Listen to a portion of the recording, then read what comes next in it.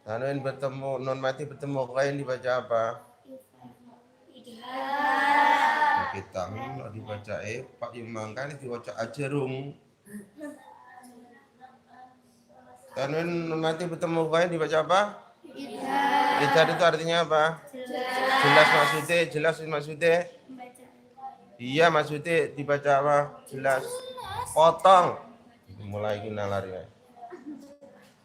Dipotong, lepas.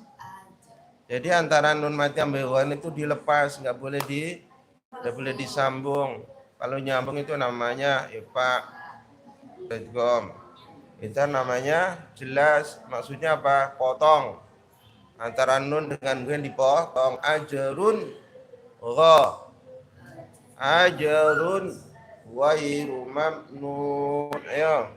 Ajrun ghairu mamnun. Coba